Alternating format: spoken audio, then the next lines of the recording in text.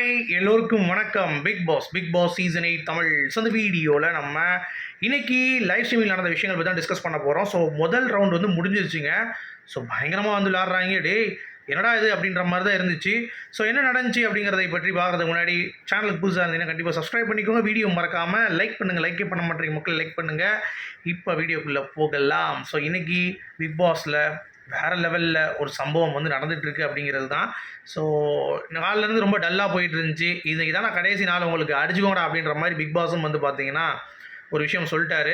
So அதனாலே எல்லாம் வந்து தயாராகிட்டாங்க. ஸோ இப்போ டார்கெட் வந்து பார்த்திங்கன்னா முத்து தான் ஆரம்பிக்கிறாரு. போய் கல் வருது, எடுக்க போகும்பொழுது முத்து வந்து ஜெஃப்ரியை பிடிக்க, ஜெஃப்ரியை அடிக்க, ஜெஃப்ரி வந்து ஒரு எத்த முத்து இதை தீபக் ஒன்று டென்ஷன் ஆகி தீபக் அவரை போய் பிடிக்க, அப்படியே ஒருத்தன் லாக் பண்ண மஞ்சரியை வந்து இவங்க லாக் பண்ணுறாங்க.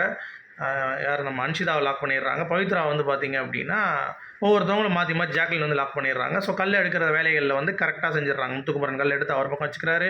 இன்னொரு சரி ரஞ்சித் கல் எடுத்து அங்கே போகிறார். ரயான் கல் எடுத்துக்கிறான். ஸோ அந்த மாதிரி பெண்களை 2 பெண்களும் ஆண்களும் பிடித்து கொண்டு சும்மா ஜம்முன்னு வேலையை ஆரம்பிக்கிறாங்க அப்படிங்கிறது தான். ஸோ இதில் வந்து கிடுக்கு பிடி ஆகிடுது நம்ம ஜெஃப்ரிக்கு. திருப்பியும் அடிபட்டு அவன் வெளியேறிட்டான். என்னடா அது அப்படின்ற மாதிரி. ஏன்னா உடனே அடிபட்டு இருக்கு. திருப்பி டாக்டர் ரூம் போயிட்டு அப்புறம் வந்து பார்க்குறதுக்கே பாவமாக இருந்துச்சு அவனை. ஒரு பக்கம் நீ எவ்வளோ தூரம் அடிச்சு ஆடினியோ அவ்வளோ தூரம் வந்து பார்த்தீங்கன்னா வெளியே போயிட்டு வந்துட்டு இருப்பா நீ அப்படின்ற மாதிரி தான் இருந்துச்சு. எவ்வளோ தூரம் வெளியேற விட்டா வெளியேட்டு நிமிஷத்துக்கு வந்து வெளியேற போல தெரியுது அப்படின்ற மாதிரி தான் இருக்குது. நேற்று அப்படி தான் வந்தான், வெளியே போனால், ஹாஸ்பிட்டல் போனால், திருப்பி வந்தான், மருத்துவமனைக்கு போனால், ஸ்கேன் எடுத்தாங்க, திருப்பி வந்தான். இந்த மாதிரி கிட்டத்தட்ட பலதரம் வெளியேற்றம் வந்து பார்த்திங்கன்னா ஜெஃப்ரி வந்து வந்திருக்கு அப்படிங்கிறது பார்க்க முடியுது. இது ஒன்று. அடுத்து ரொம்ப முக்கியமான டாபிக் வந்து பார்த்திங்கன்னா இது முடித்தோடனே அதுக்கடுத்து நம்ம அன்ஷிதா பயங்கர போராட்டம். ரயான் வந்து வந்தோடனே ரயானை துள்ளி அப்படி ஸ்மாக் போடுவாங்களா, அப்படி பறந்து அப்படியே கீழே விழுந்து விட்டா கிஸ் அடிச்சுடுவாங்க 2 பேரும். அந்தளவுக்கு வந்து பார்த்தீங்கன்னா பக்கத்தில் படுத்து அப்படின்ற மாதிரி படுத்துருக்கேன். என்னடா அது அப்படின்ற மாதிரி இருந்துச்சு. அது ஒரு பக்கம் பயங்கர போராட்டம். இன்னொரு பக்கம் மஞ்சரியை பிடிச்சி அன்ஷிதா லாக் பண்ணி கால் வைக்கமா நீ தான் லாக் பண்ணியிருக்க.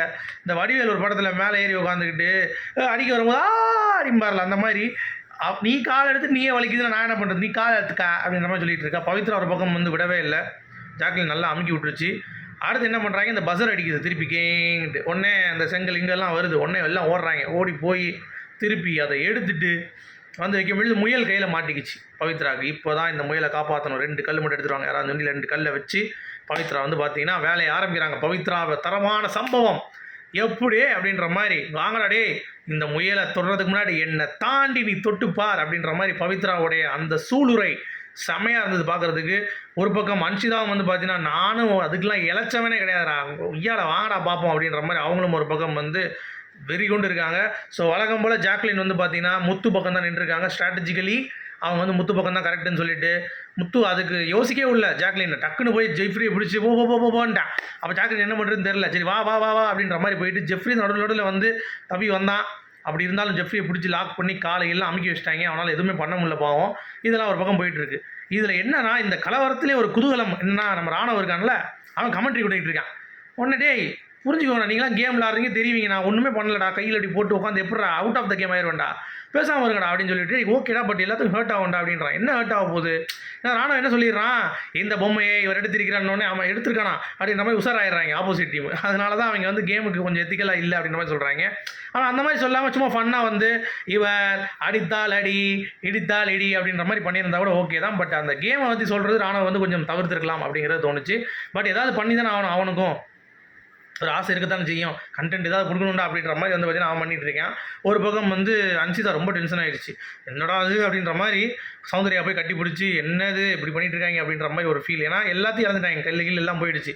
இப்போ முயலை வச்சு தான் அடுத்த 2.0 ப்ராசஸில் என்ன பண்ண போகிறாங்க, அவங்க என்ன மாதிரி ஸ்ட்ராட்டஜி. பவித்ரா சொல்லிட்டாங்க இதான் ஸ்ட்ராட்டஜி, நம்ம வந்து முயலை விடவே கூடாது, கல் கூட ஒருத்தன் எடுத்தால் போதும், இப்போ எடுங்க, முயலை நான் விடக்கூடாது, எனக்கு வந்து சப்போர்ட்டாக ஒருத்தவங்க வருங்க எப்பயுமே அப்படின்ற மாதிரி பவித்ரா வந்து ஒரு ஸ்ட்ராட்டஜி பண்ணியிருக்காங்க. ஸோ இந்த டீம்லேயே பவித்ரா வந்து பார்த்தீங்கன்னா வேறு லெவலில் ஒரு ஸ்ட்ராட்டஜி பிளான் பண்ணி எல்லாத்தையும் வந்து அப்படியே அனுசரித்து கொண்டு போயிட்டுருக்காங்க அப்படிங்கிறது பார்க்க முடியுது. ஒரு பக்கம் ஆக்ரோஷம், முத்து, தீபக் எல்லாருமே இறங்கி ஒரு பெரிய சம்பவமாக வந்து பண்ணிட்டாங்க அப்படிங்கிறது தான். நான் என்ன தான் பண்ணாலும் நாங்கள் நிற்போண்டா அப்படின்ற மாதிரி ஜெஃப்ரி, பவித்ரா மற்றும் அன்ஷிதா வந்து இருக்கிறது.